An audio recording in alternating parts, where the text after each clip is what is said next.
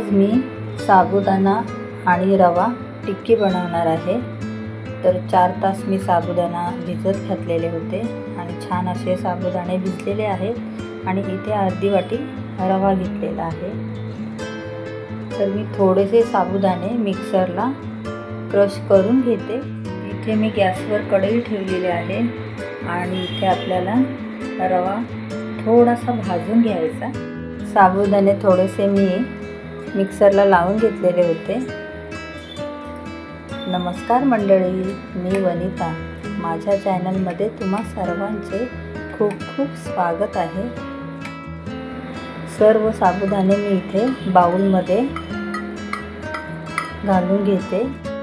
रवा इथे भाजून घेतलेला होता, थंड झाला आणि यामध्ये घालायचा। शेंगदाण्याचा कूट घालूया यामध्ये। तर इथे मी 2 चमचे घातला। चिली फ्लेक्स घालते।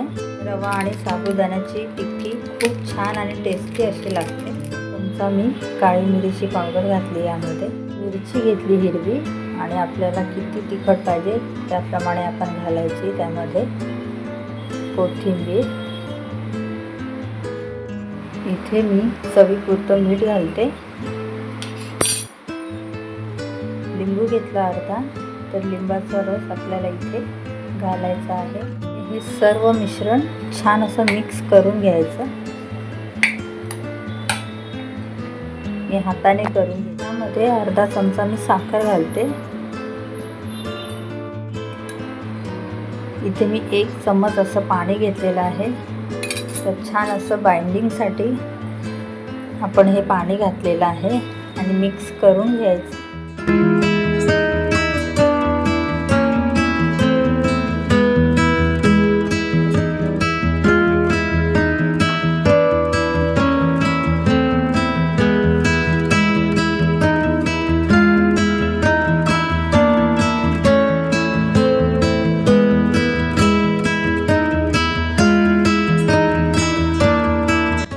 मिश्रण आपलं छान असं तयार झालेलं आहे।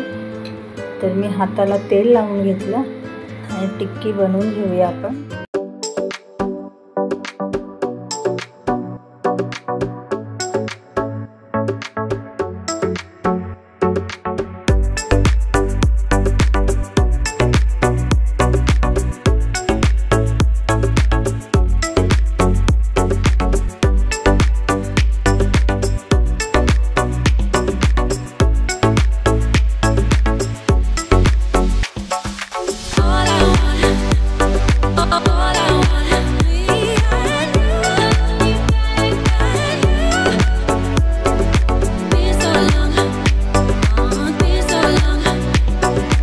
मिश्रणामध्ये आपण 1 चमच पाणी घातलेलं होतं आणि पातळ झालं तर त्यामध्ये शेंगदाण्याचा कूट किंवा रवा घालायचा।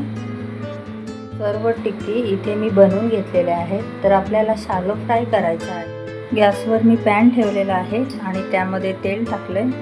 तर तेल पण गरम झालेलं आहे आणि एक टिक्की मी यामध्ये सोडते।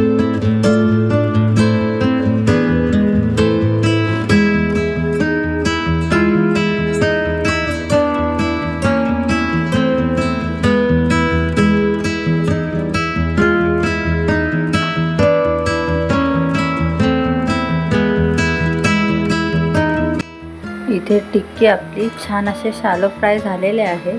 तर मी काढून घेते आणि सर्व बाजूने छान असे शॅलो फ्राय करून घ्यायचे।